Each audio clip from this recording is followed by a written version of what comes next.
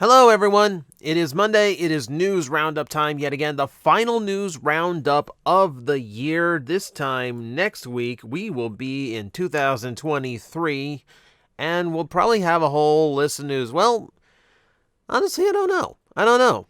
Like end of year, people like places are shut down. News cycle might slow down. We'll see what happens. How about that? But for now, we have one last list of 2022 stories to talk about this week, and of course, that's going to start with what I think is probably the biggest news. Admittedly, the news cycle's already slowed down. I've bulked this out with a little bit that I don't normally cover, but I thought it was interesting enough to talk about. But the thing that stood out to me most this week is the fact that we have apparently a brand new collaborative G.I. Joe figure on the way. That is the Thunder Machine. I did a video, did my Christmas video where I mistakenly said Thunder Mayhem. I got my terminology screwed up. But no, it's the Thunder Machine, which is the Dreadnought vehicle. If you haven't seen it, there's a nice visual example of the original box art.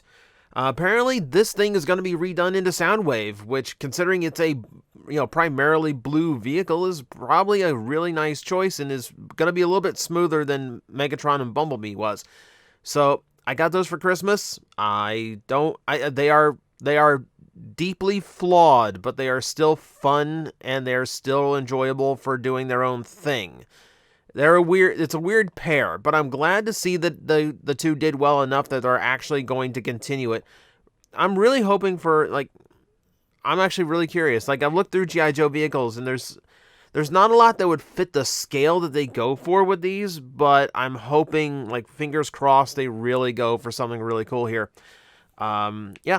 And apparently that is going to come with both Zartan and Zarana, and then Ravage is going to be included with his chain. So if you have Baroness from the Megatron, or you can complete that little duo that they always use in artwork, but never really get around to using. I think it's appeared more in toys than it has appeared in anything else. But yeah, that's cool. It's cool that they're continuing. And it also solves one of the upcoming mystery collaborative items. And considering the Thunder Machine is pretty big to sit so many figures, probably the largest number on that list, I'm going to guess. Well, outside of, the obvious Titan repaint. But let's move on, because we have a little bit of Rise of the Beast news. So for starters, apparently the Christmas edition of the NFL actually had a preview of Optimus Prime and Primal from the movie, which gave us a nice, clear image of, what the models from the movie actually look like. And Primal is honestly kind of boring. He is just a flat gray nothing of a design, maybe a little bit of dark blue in the helmet, but it's kind of disappointing when we see it. Yeah, I'm not huge on how Primal looks right now. The Beast Mode looks great. Here, look at the Beast Mode. Beast Mode's fine. Big metal gorilla guy. Now, unfortunately, these are not proper screen caps. This wasn't recorded off the TV. This is literally a camera pointed at a TV, so they're very blurry and in motion. But it's an okay look at what they're gonna look like. There's one for Prime as well, as I mentioned, but it's movie Prime. We've seen him in the trailers. We have clear views of him. You don't really need to go see it. It's Optimus Prime. But I'm not optimistic about Primal. It's starting to reflect that in the toys we're getting too. So the Smash Changers Optimus Primal for the movie has been revealed. It does have a lot more dark blue to it, but as you can see, unlike some of the first toys we've seen out of Rise of the Beast for Primal, it does not look much like his original Beast Wars counterpart. A lot of the familiar details and designs are gone from it, and we're kind of left with more monotone in overall design. Not surprising, it's kind of the art style for the movies. So I'm not really shocked. I will say, the Beast Mode on this one, it's smoothed out and simplified, being a big gimmick toy, but it does look a lot closer to what the movie model looks like. So I'm assuming that this is at least closer than previous toys we've seen have gotten. Makes me really curious what some of the others are going to look like. But yeah. A little bit more Rise of the Beasts for you. Movie's still on the way and has not been delayed again as of now. Speaking of more toys that we had revealed, there are in-hand shots now of Core Class Legacy Evolution Sludge. I have seen a lot of discourse over this. I've seen a lot of people calling new Plastic Addict victim. It's a really hard one. This has the strangest leg design I've ever seen in my life. So, yeah, so you'll notice that there's no actual thigh connecting to hip here. So the beast mode legs are actually connected to the tail, which becomes his actual robot legs, and then those are connected to his sides, not underneath where his pelvis is. Is there a good shot showing how weird this is? I don't think there is. You can see how weird, but it is unfortunate. Now, the Dino mode looks okay. Like, it just looks like a static dino, admittedly hollow neck, but unfortunately, it's just it's suffering a lot. I think that's the best we're gonna get. It's suffering a lot to be the midsection of the combiner. It's the pelvis. It's the hip articulation for Volcanicus whenever that eventually comes out. Someone in this toy line had to sacrifice to make that combiner happen, and unfortunately happened to be Sludge this time. If the overall combiner is good enough and interesting enough, that might be okay. But that is a big if, and we are waiting on bated breath to see the rest of these. So far, we've only got 2. So we'll see how the rest of them turn out, because I am curious about it. But the first showing here is rough. Really rough. I hope the rest don't sacrifice as much as this guy does. We have more shots for upcoming Masterpiece Trainbots.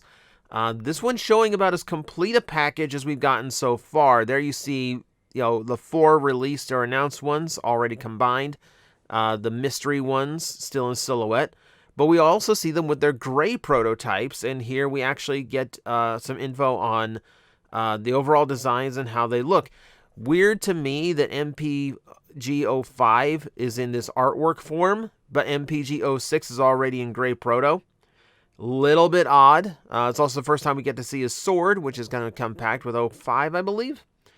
And there's the closest we've gotten so far to seeing what the final combination looks like. I'm still not confident in this thing. This still seems like it's going to be way, way more expensive than it should be. There is some info to go along with this. The release date for 05 is going to be in September of 2023, and then the last one, 06 Kane, you will have to wait 1 year from now in order to get it. Good luck. Good luck. I hope this is worth the $1,000 and the, year and a half it's taken to put these together. I don't know, this whole thing just seems overpriced, overbloated, and taking way too long. The more I get, the more I see this, the less of a fan I am of the whole thing. I kind of just wish the budget had gone to getting, other Masterpiece toys out. I'm still waiting for certain Predacons, some 07 movie designs, certain G1s. I don't know, it's not what it should be. Let's put it that way. All right, on to toys you can actually afford and find now. So, out of nowhere, we finally have a U.S. sighting for Minerva, the toy that everyone scrambled to get online, and it sold out immediately. I don't know why Walgreens distribution is so weird with these exclusives, but they always end up being super weird to get, super hard to get. We've got the Siege Ratchet down at the shop that is sealed, and it is $120. That is legitimately what it sells for. Well, last we checked. Some of the new releases in the upcoming Voyager might take that down a peg, but it's still crazy expensive toy. But Minerva, apparently, you can actually find at Walgreens now, and you know who else you can find is Red Alert. So for some reason, Red Alert took till now to actually be revealed. We've known about this. We've known about this toy for a year and a half. And only now is it coming out. Only now has it had an official confirmed U.S. sighting. I've never heard of a toy taking a year and a half to be sighted at retails from... Because remember, we didn't get a loose design sample. We didn't get a great prototype or anything. What we got was an in-box example. The toy was in factory production a year and a half ago, and it's just now getting sighted. But hey, they came out just in time for late Christmas shopping, so there you go. I guess they were waiting for the holiday rush? I don't know, Walgreens is weird. Walgreens is a weird place to get exclusive Transformers in the first place. Can we please pick any other retailer? I'd rather go to Best Buy to get them. That's saying a lot, because I have a close Walgreens. I do not have a close Best Buy. All right. Disguise announced a bunch of costume stuff that we're getting for Transformers Rise of the Beast. No surprise there. Rhinox, Cheetor, Optimus, the Bumblebee, and all of these getting what is a muscle costume where it has like that stitch-in padding to make it look buff. Now on robotic characters, that's not so necessary. But we do have these more rounded characters with the beasts, so maybe that'll actually look pretty good. There's toddler-sized ones, too. If this is a movie you'd actually want to take a toddler to. And then for Blaster, we have accessories. The Blaster, Bumblebee's sword, and Cannon Blaster are in. So, typical stuff from Disguise. Nothing really surprising, but it's worth mentioning because there's people who do collect those weird kind of costumey things and props from the movie. So, hey, you're going to get some more to look for next year. All right, unfortunate news. So, Zavvi, a European distributor for HasLab Victory Saber, or at least an online shop that did ordering via proxy for you, is canceling some of the orders for HasLab Victory Saber. Now, apparently some orders actually did get out and did get delivered, but there are pre-orders in countries Spain, France, Ireland, Sweden, Germany, Poland, Norway, and the Netherlands that all did not get filled. And according to Zavvi, it was, they stated that the stock was not fulfilled by Hasbro. Here's the problem. It's made to order. You can't sell out of something made to order. It is not a matter of, well, we didn't make enough to fill the orders you put in. That's not how that works. Excuse me, there's a hair in my eye. No, the only way this happens would be if the retailer who made the orders either kept their window open too long, or if they did not get their orders in time. If something had to screw up on Zavvi's end in order for this to happen, and they're trying to pass the blame. This is not a Hasbro blame. This is a Zavvi blame. So don't go picking on Hasbro if you're in Europe and your Victory Saber didn't get delivered. Not Hasbro's doing on that part. This is all on Zavvi. I can't imagine any way it would happen otherwise. So, shame on them. I think probably what happened was that they kept their pre-orders open all the way until the deadline, but they're not automatically making those orders. They probably wouldn't be automatically making those orders when you order. There'd probably have to be a human being clicking those in. So the human being was probably late to everyone trying to get a last-minute rush. I'd actually be curious to find out when those people pre-ordered their stuff, and to find out if it was a last-minute purchase or something that they did like a month into, like a week into the campaign, and then like for some reason they didn't get canceled. If it's just random or if it's just a timing thing, I don't know. But don't blame Hasbro on this one. This one had to be a retailer screw up. Okay, more for the coin collectors. Number 4 for the line, Grimlock is now getting a minted coin. Still has Elizabeth on the back. Nothing really much to say about these. I've already talked about the others that have come out in this line. It's really not a big deal to keep talking about, but hey, I'm going to mention them because it's a weird thing, and I like mentioning the weird things. And that's how we're going to end it, too, with a weird thing. You can now order officially licensed keycaps for Transformers. If you have a mechanical keyboard with MX style switches, you can go ahead now and buy specific Transformer keycaps in Autobot and Decepticon colors. This is the weirdest thing. So it's not it's you know what, like, honestly, like, I could picture myself getting the Decepticon set, the black and the purple. I don't like the red and the blue. That That reminds me of some like weird cheapo keyboards that I used to see, but like that has a little bit of class to it a little bit.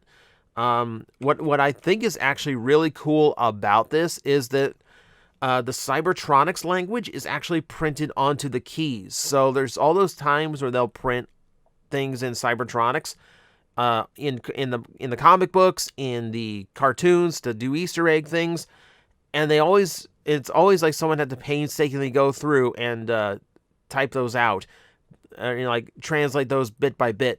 This would make that so much easier. I can imagine someone who loves doing that immediately ordering these keys just to make the translation process very quick.